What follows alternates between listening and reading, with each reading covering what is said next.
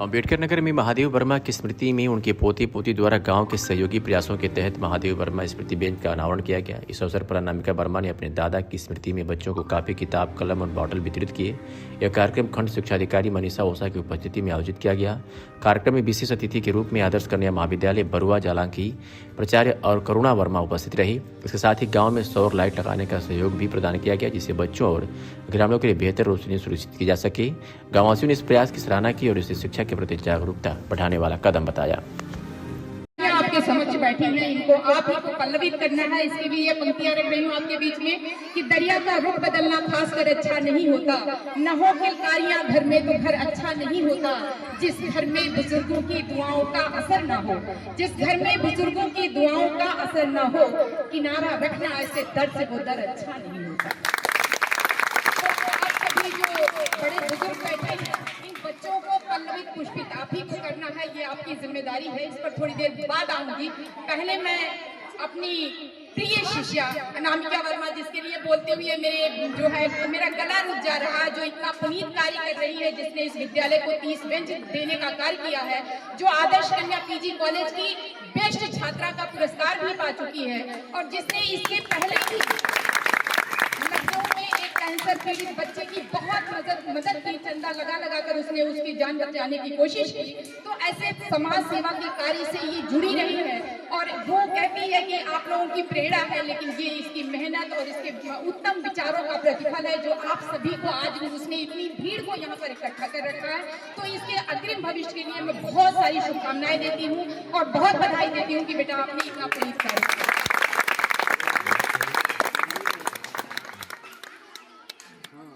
मैं चूंकि बच्चों को ये समर्पित है, तो आप बच्चों के लिए कुछ पंक्तियां पढ़ना चाहती हूँ। बच्चे शांत हो जाएं, ठीक है? बच्चे सुने ध्यान से।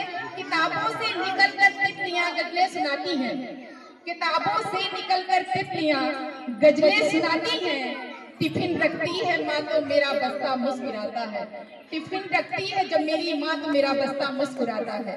तो बेटा, आप लोग जो ये बेंच आपको दी गई है, ये सार्थक आपको करनी है अपनी मेहनत से। आप अभी बहुत छोटे हो, छोटे छोटे बच्चे हो, लेकिन आपको अपनी आंखों में बहुत बड़े बड़े सपने पालने हैं। अपने छोटे छोटे कदमों से आपको बहुत आगे तक जाना है। आप सभी बहुत ध्यान से यहाँ पर अपने शिक्षकों के द्वारा जो दी जा रही शिक्षा है उसको ग्रहण करिए। आप समझिए कि जब आप कोई व्यक्ति एक छोटा सा पौधा लगाता है, तो वो पौधा धीरे धीरे धीरे धीरे बड़ा होकर पल्लवित पुष्पित होकर सभी को साया देता है या फल देने का कार्य करता है।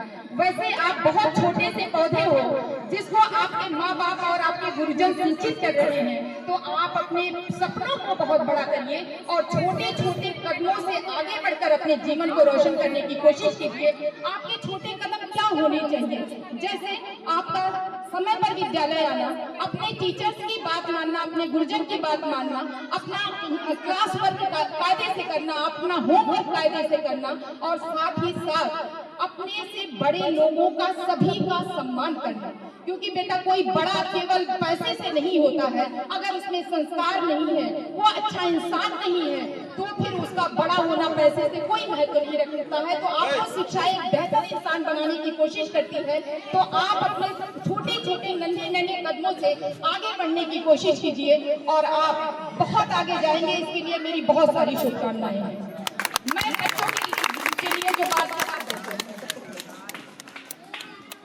चूंकि बच्चों की देख रेख आप अभिभावकों के द्वारा होती है, तो मैं आपसे भी बहुत अपेक्षा ये करती हूँ कि बच्चे विद्यालय टाइम से आए, और विद्यालय से जब वो जाते हैं तो ये आपका उत्तरदायित्व बनता है कि बच्चा स्कूल में क्या पढ़कर आया। क्योंकि मैं भी इसी शिक्षा जगत से जुड़ी हुई हूँ, मैं इसको फेस कर रही हूँ कि गार्जियन भी अपने बच्चे में अगर इन्वॉल्व नहीं होता है तो केवल शिक्षक कुछ नहीं कर सकता है। तो आप सभी गार्जियन का, सभी अभिभावकों की ये जिम्मेदारी है, आपका ये उत्तरदायित्व है कि आपका बच्चा जब स्कूल से जा रहा है तो आप ये जानने की कोशिश कीजिए कि बच्चे को स्कूल में क्या पढ़ाया गया, क्या होमवर्क मिला है, बच्चा कर रहा है कि नहीं कर रहा है। अभी मैं प्राइमरी के विद्यालय के बच्चों के बारे में जब ये सुनती हूँ कि बच्चे घर पर जाकर बस्ता फेंक कर गुल्ली डंडा खेलने चले जाते हैं या कुछ और खेलने चले जाते हैं, तो मन को बहुत कष्ट होता है। क्योंकि आप जानते हैं कि कितनी प्रतियोगिता,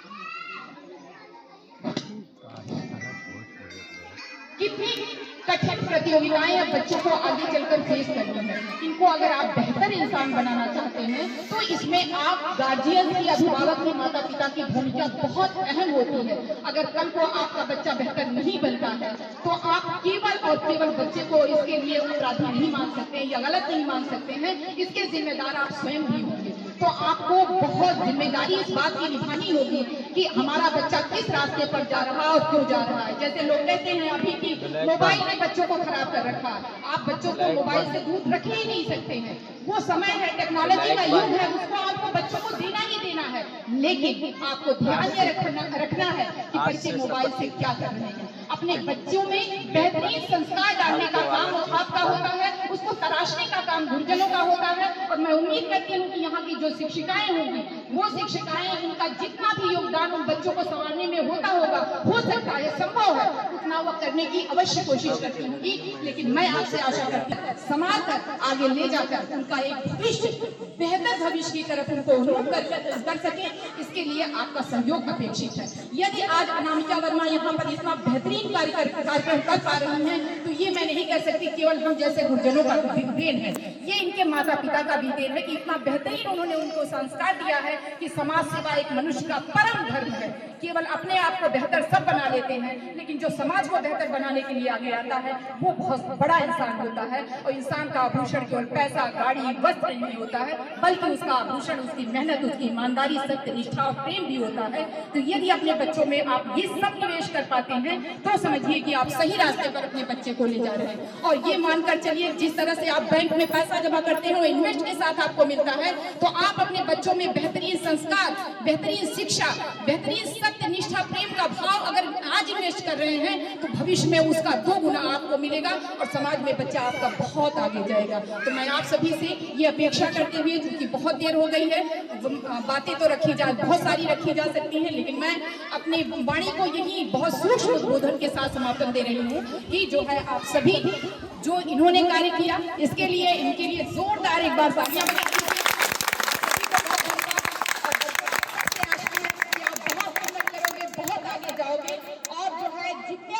गुरुजन कहते हैं सपने देखना कभी नहीं छोड़िएगा, अपनी आंखों में बड़े बड़े सपने पालिए और उन बड़े बड़े सपनों के लिए छोटे छोटे कदमों से आप आगे बढ़िए, आपका जीवन बहुत ही उज्जवल होगा, ऐसी मेरी शुभकामना है। और इन्हीं शुभकामनाओं के साथ मैं अपनी वाणी को विराम देती हूँ इस शेर के साथ कि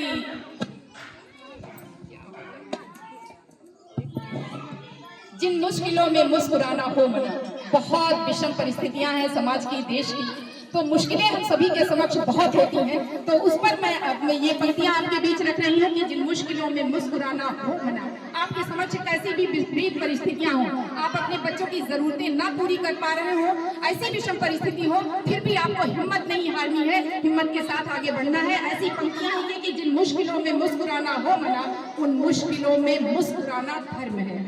और जिस वायु का दीपक बुझाना थे हो, जिस वायु का दीपक बुझाना थे हो, उस वायु में दीपक जलाना धर्म है। और जब गीत गाना गुनगुनाना जुर्म हो, जब गीत गाना गुनगुनाना जुर्म हो, तब गीत गाना गुनगुनाना धर्म है। और जब जो आँखों से जिस आँख का आंखें चुराना काम हो, जिस आँख का आंखें चुराना काम हो, उस आँख से आंखें मिलाना धर्म है, उस आँख से आंखें मिलाना धर्म है। बहुत धन्यवाद।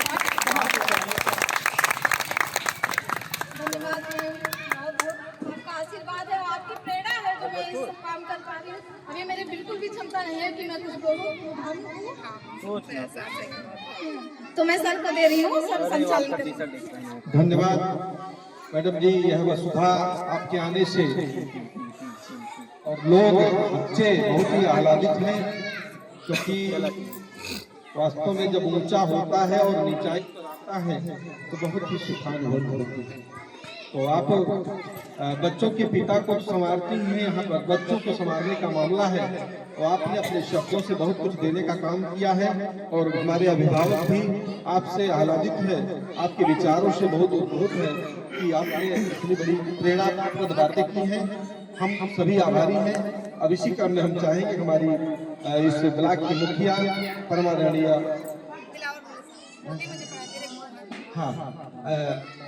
आयुष्मती अनामिका जी वर्मा जी के जो गुरु रहे आप दिलावर अब्बास जी हैं जो इसी यूपीएस में पढ़ाते हैं। आपकी भी प्रेरणा बच्चे के साथ है और बनी रहे ऐसी आशा करते हैं। तो मैं हमारी इस ब्लॉक के मुखिया पर हमारी अच्छा ठीक माननीय दिलावर अब्बास साहब।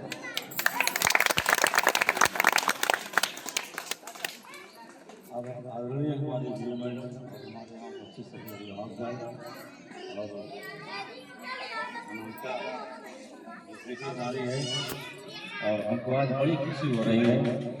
और डॉक्टर मैम ने जो भी आप लोगों को बताया, मैं इनकी भावनाओं को, अपनी अनंत अभिवृत्ति भावनाओं को तहे दिल से सलाम करता हूँ। ऐसे इंसान होना चाहिए जो कि बच्चों के भविष्य के बारे में सोचता है और जो भी ये काम करता है उसकी जगह जो है ईश्वर देखता है, वो देगा। और मेरी तहे दिल से दुआ है कि और तरक्की मिले। और इसी के साथ मैं अपनी बात करूँगा। बहुत संक्षिप्त बातों में आपने उस अंजाम तक पहुंचाने की प्रेरणा दी है और दुआ भी दी है। अब इसी के साथ मैं चाहूँगा बीओ मैम जो इस इलाके की मुखिया हैं, आप हम सभी को, बच्चों को और अभिभावक को विद्यालय से जोड़ने के लिए आप अपने विचार रखेंगे। माननीय आदरणीय बीओ। प्यारे बच्चों, आप देख रहे होंगे कि आपके विद्यालय में आपकी बड़ी दीदी द्वारा किया जा रहा है। अच्छा लग रहा है? अच्छा लग रहा है? तो बताओ, बड़ी दीदी अच्छा कार्य कर रही है तो बड़े होकर तुम लोग भी अच्छा कार्य करोगे। बिल्कुल वादा करो, पक्का वाला। कैसे पक्का वादा करते हैं? ऐसे मिलाप करके हो ना, एक दूसरे से वादा कर लो बगल में। पक्का वाला है ना? तब ठीक है। देखिए अनामिका, आप देख रही है कि आपकी संस्कृति जो है आपसे सीख रही है, आपसे सीख रही है। जो बस यही चीज सिखानी है कि जो अच्छाइयाँ हैं हमारे आसपास उसको हम ग्रहण करें। बुराइयाँ तो बहुत हैं, अगर उनको गिनने लग जाए तो कोई काफी समाएगी नहीं उस बुराइयों में लिखना, है ना। तो सबसे अच्छी चीज, शुरू से ही हम लोग शिक्षा विभाग से जुड़े रहे हैं और शिक्षा सनातन से चली आ रही है बहुत पहले से। वो कोई किताब की लिखाई पढ़ाई से संबंधित नहीं है।